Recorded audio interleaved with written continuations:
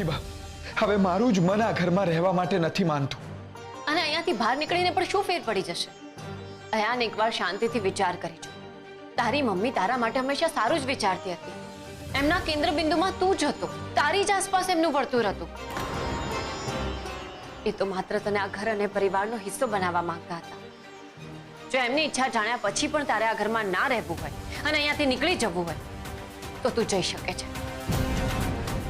અયાન, જે કંઈ પણ નિર્ણય લો એ સમજી વિચારીને લેજો. મન સાથે સમાધાન કરીને કોઈ નિર્ણય લેવાની જરૂર નથી. હું સ્પષ્ટ વાત કરીશ રૂપ. આ બાળક માટે મેં અને સરગમે બહુ સમાધાન કર્યા છે, એટલે હવે કોઈની સજા અમે કોઈને નહીં ભોગવવા દઈએ. સાચી વાત છે. આ બાળકને જન્મ આપી દીધા પછી તમારે બંને જ્યાં જવું હોય ત્યાં જઈ શકો છો.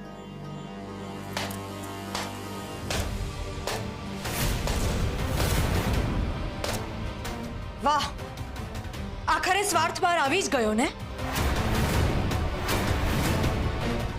ઠીક છે, થોડા સમયની તો વાત છે. એકવાર તમને આ બાળક આપી દઉં પછી મારા અને તમારા આ જન્મના સંબંધ પૂરા. આ છેલ્લો હિસાબ છે, મારો અને તમારો.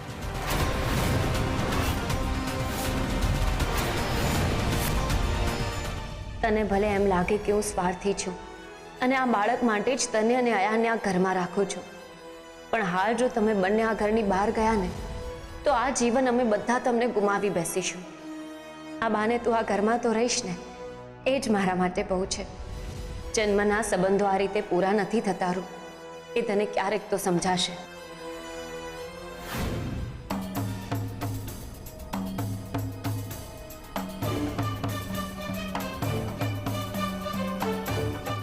હિંમત રાખો અયાન. છે જ, હિંમત છે જ અને રાખીશ જ. હું આ ઘરમાં રહીશ ભલે, પણ આ ઘરમાં મારા અને મારી મમ્મી પર થયેલા અન્યાયોને ક્યારેય નહીં ભૂલી શકું. અને તારી પર થયેલા અન્યાયોને પણ. શું વિચારે છે? એ જ કે અંશુ આંટીએ જે કર્યું એ ખોટું કર્યું, એ વાત સાચી છે, પણ એમાં ક્યાંક ને ક્યાંક આપણો પરિવાર પણ જવાબદાર છે. અને અયાન કે જે સાવ નિર્દોષ છે એ જ સૌથી વધારે હેરાન થઈ રહ્યો છે. જે અરીસો લોકોને એનું સાચું પ્રતિબિંબ બતાવે છે એ જો તૂટી જાય ને તો હથિયાર બની જાય છે. એવી જ રીતે અયાનને આપણે સંભાળવો પડશે, નહીં તો એ તૂટીને હથિયાર બની જશે. બની જ ગયો છું. હું પહેલા જેવો નહોતો ને એવો બની જ ગયો છું. હવે આ હથિયારનું માત્ર એક જ કામ છે, મારે મારી માને બચાવવાની છે. હા, બચાવવા જ પડશે, કારણ કે જ્યારે એક સારું માણસ ખરાબ બને છે ને તો એ માત્ર એ માણસની નિષ્ફળતા નથી હોતી, પણ આખી માનવ જાતની નિષ્ફળતા હોય છે. મોટી બા તો મને અંશતઃ પાછા મળી ગયા છે, પણ હવે મારે રૂપ અને અયાનને પાછા મેળવવા છે. રૂપના મનમાં મારા માટે પહેલા જેવો પ્રેમ જગાડવો છે. એવું ક્યારેય નહીં બને. સરગમ દીદીએ મારા પ્રેમનો હંમેશા દુરુપયોગ કર્યો છે અને હવે મારા મનમાં એમના માટે નફરત છે. માત્ર અને માત્ર નફરત. હા, નફરત છે, માત્ર નફરત. રૂપ અને આયનના મનમાં માત્ર તારા માટે નહીં, પણ આપણા આખા પરિવાર માટે નફરત છે. પ્રેમમાં બહુ તાકાત હોય છે ધ્વનિ. જોઈએ એ લોકોની નફરત જીતે છે કે પછી મારો પ્રેમ જીતે છે.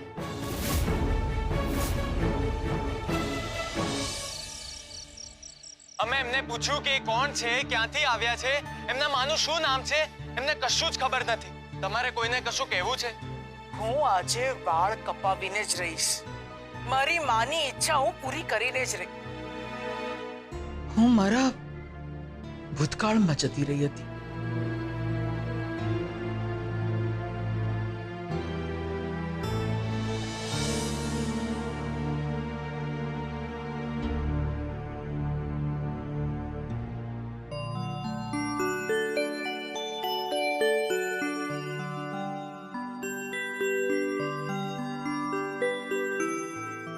તમે? હા,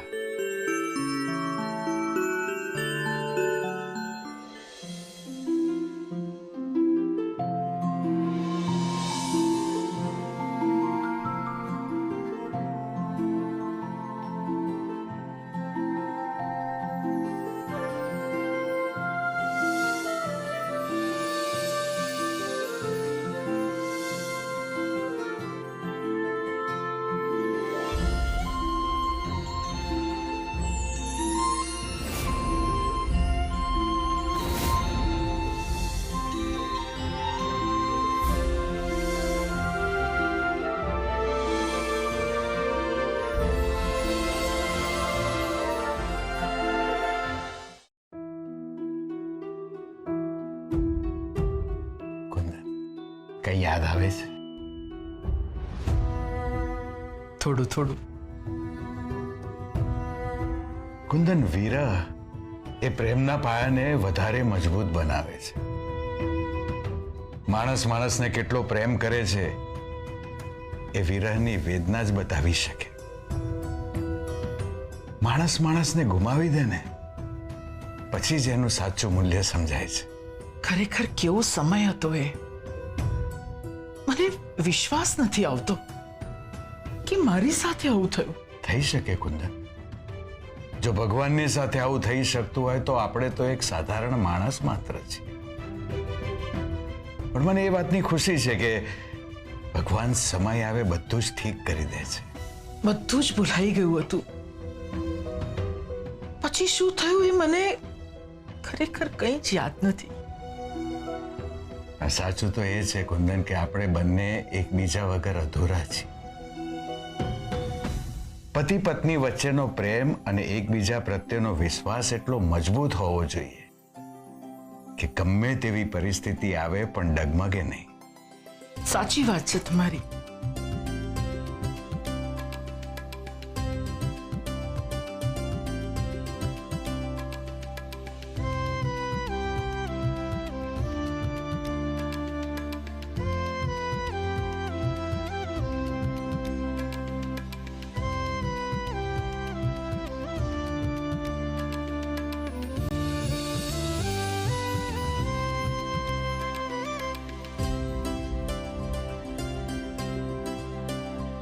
કુંદન, તમને યાદ છે આપણા લગ્નના 4 દિવસ બાકી હતા અને મને તમને મળવાનું મન થયું તો મેં મારા ભાઈબંધ સાથે તમને પત્ર મોકલાવ્યો અને તમને મળવા બોલાવ્યા.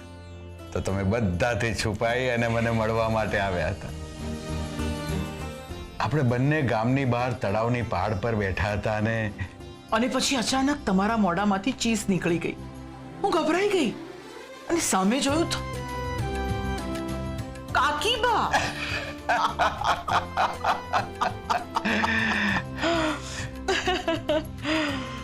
કેટલું બધું બોલ્યા હતા ને કાકીબા તમને.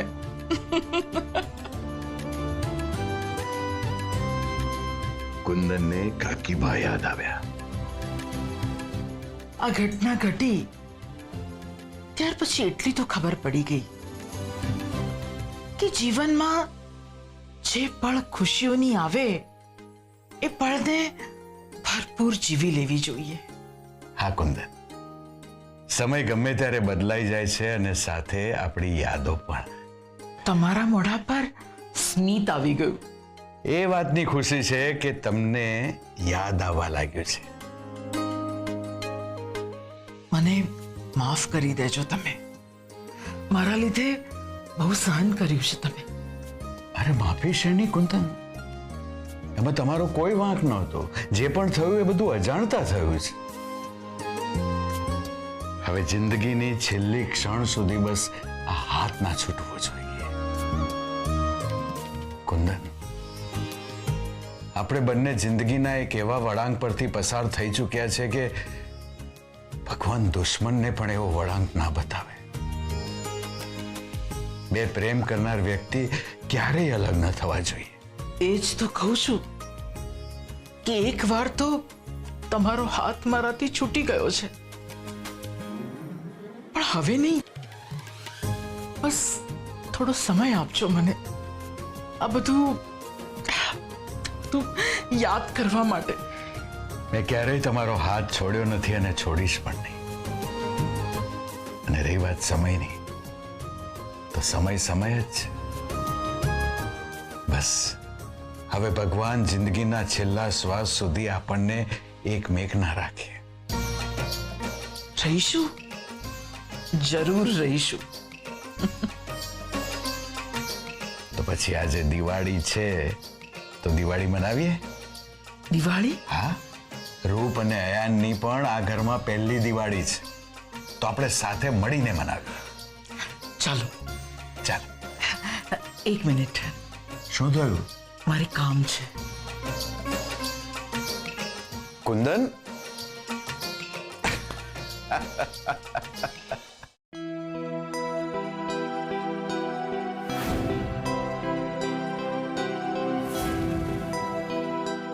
હવે કેવું લાગે છે તમને? સરગમ, પહેલા કરતાં તો ઘણું સારું છે. પહેલા તો આ હાથ ઊંચો પણ નહોતો થતો. તમે ચિંતા ના કરો, થોડો સમય આપો, હાથ પહેલાની જેમ જ કામ કરતો થઈ જશે. સરગમ, પરીને કેમ છે? એની તબિયત પણ સારી નહોતી ને? ઇન્દુ આંટી જે દવા આપી હતી ને એ બહુ અગ્રેસિવ નહોતી, નહીં તો બહુ ઝઘડું થઈ જતું. હજી એને થોડી તકલીફ છે પણ ઠીક થઈ જશે. સરગમ, જ્યારે સારું થવાના દિવસો આવે ને ત્યારે ધીરે ધીરે બધું જ સારું થતું જાય છે. સરગમ, હા મોટી બા. સરગમ, રૂપ અને અયાનની આ ઘરમાં પહેલી દિવાળી છે ને? હા.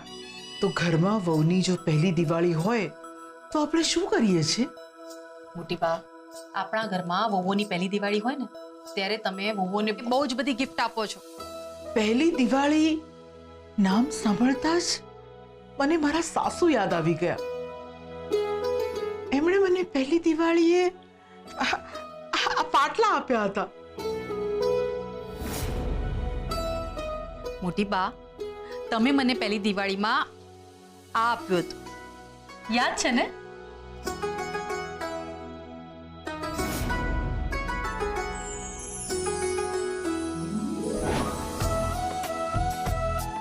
સરસ છે, થેન્ક યુ.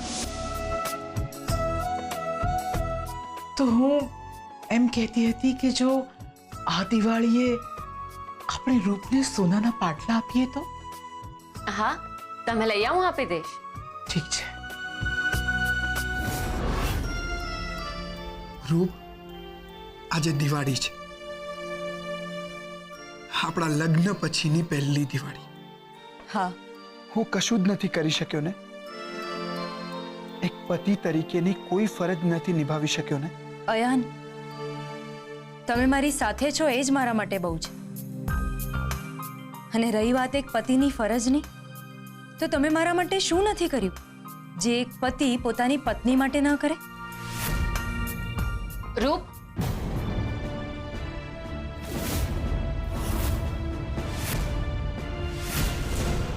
તારી આ ઘરમાં પહેલી દિવાળી છે ને, અને મોટી બા અને આ ઘરનો નિયમ છે કે ઘરની વહુઓને દિવાળીમાં ગિફ્ટ આપે છે. આ રીતે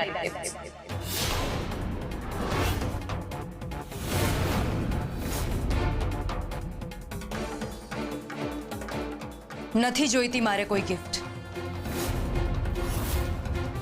રૂપ, જ્યારે કોઈ પ્રેમથી ગિફ્ટ આપતું હોય ને તો પૂરા ભાવથી એનો સ્વીકાર કરવો જોઈએ. પ્રેમથી આપો તો ને, પ્રેમથી આપો તો હું ભાવથી સ્વીકારી પણ લઉં. માટે જ મારે નથી જોઈતી આ ગિફ્ટ. તમે આને લઈને જતા રહો અહીંયાથી. ચોક્કસ આમાં પ્રેમ નહીં પણ કોઈ ષડયંત્ર હશે. આ મોટી બાએ મોકલાવી છે, આમાં શું ષડયંત્ર હોઈ શકે? તું તારો દ્રષ્ટિકોણ બદલીને જો. દર વખતે તું વિચારે એવું જ ના હોય. તો કેવું હોય? આ ઘરમાં દરેક માણસ માત્ર બોલીને પ્રેમ નથી જતાવતો, પણ એની આંખોમાં, એના હૃદયમાં, એના સમગ્ર અસ્તિત્વમાં પ્રેમ દેખાય છે. નથી જોવો મારે તમારો પ્રેમ. તમે આ ગિફ્ટ લો અને જતા રહો અહીંયાથી. પણ રૂપ, કોઈની પાસેથી એનું બધું છીનવી લેવાનું અને પછી આ બધું નાટક. રૂપ, તું બંધ કરો તમારું આ નાટક. તમે મારા અને બાળકમાંથી બાળકને પસંદ કર્યું હતું અને મને તો તમે મરવા માટે છોડી દીધી હતી. આ તો શું બોલે છે? હા, હું ગાંડી એમ સમજતી હતી કે તમે અને ધ્વનિતભાઈએ મારા માટે શું ના કર્યું.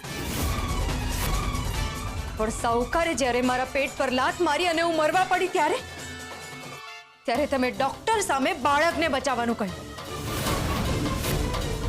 તમે એકવાર પણ ના વિચાર્યું કે આ માનું શું થશે?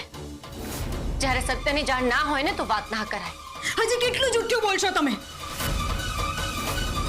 જે વ્યક્તિ ફક્ત ને ફક્ત ખોટું જ બોલતી હોય એ સત્યની વાત કરે છે. ના, મેં એવું કહ્યું જ નથી કે બાળકને બચાવો. મેં તો કહ્યું હતું કે હાથ જોડું છું તમને. મારે હવે કશું નથી સાંભળવું. બીજું એક અસત્ય હું સહન નહીં કરી શકું.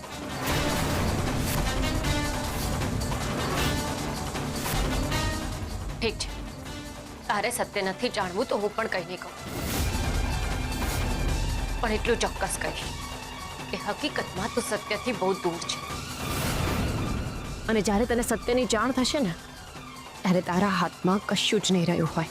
કહ્યું ને મેં કે મારે કંઈ જ નથી સાંભળવું. હવે આ લઈને જાવ અહીંયાથી.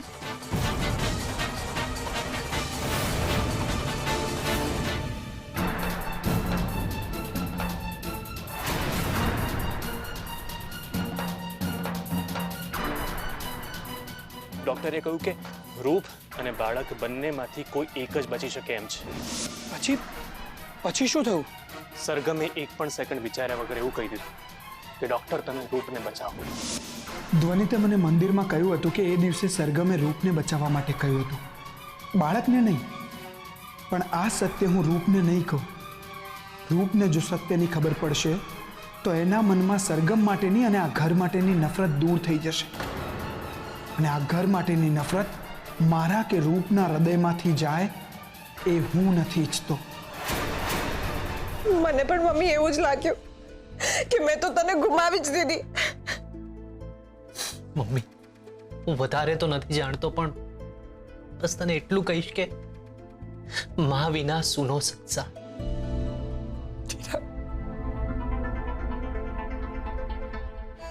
મમ્મી મમ્મી તું હવે અમને છોડીને ના ચાહતી. મમ્મી તું છોડીને ના ચાહતી, બાકી હું તો જીવતી જ મરી જઈશ. બેટા ચિરાગ, ના ના અરે ચિરાગ, આજે દિવાળી છે ને, તો આપણે જૂનું બધું ભૂલી અને નવેસરથી બધું શરૂ કરીએ. નવા વર્ષના પ્રવેશમાં ખુશી, નવી તાજગી અને ઉમંગ સાથે નવા વર્ષની શરૂઆત કરી. લજ્જા, આપણે પણ નવેસરથી જીવનની શરૂઆત કરીએ. જૂનું બધું ભૂલીને નવી યાદો, નવા સપના અને નવા સંકલ્પ સાથે શરૂઆત કરીએ. પરી, આમને કહી દે કે મારે એમની સાથે કોઈ જ વાત નથી કરવી. આવું ન કર લજ્જા, પ્લીઝ મને એક તક તો આપ. તક? ભૂલ માટે તક હોય તો અને ભૂલ સમજીને ભૂલી ન શકે તું? શું ભૂલી જાઉં? હા, કુંદન નિવાસમાં તમે આટલો મોટો કાંડ કર્યો એ ભૂલી જાઉં? કઈ યાદોની વાત કરો છો તમે? અરે જૂની વાતોને ભૂલીશ તો નવી વાત થશે ને. અને કયા સપનાની વાત કરો છો જે તમે અનસુયાને દેખાડ્યા હતા એ, અને હવે તમે મને દેખાડવા માંગો છો? અને કયો સંકલ્પ? અરે સાચો સંકલ્પ ત્યારે જ બને જ્યારે બંને માણસોના મન મળે. અને મને નથી લાગતું કે આ જન્મમાં, આ ભવમાં આપણા મન મળી શકે. લજ્જા, હવે કડવા વેણ ન બોલતું. પપ્પા, ઘણા સમય પછી અમને અમારી માં મળી છે, તો મહેરબાની કરીને અમને એકલા છોડી દો પ્લીઝ.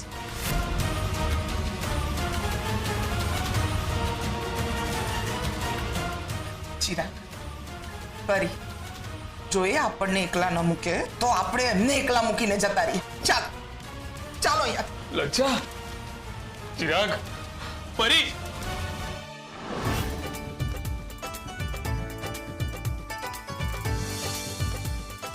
મોટી બા, અહીંયા આવો ને. મોટી બા, તમે ત્યાં એકલા એકલા શું કરો છો? અહીંયા આવો ને મોટી બા. મોટી બા.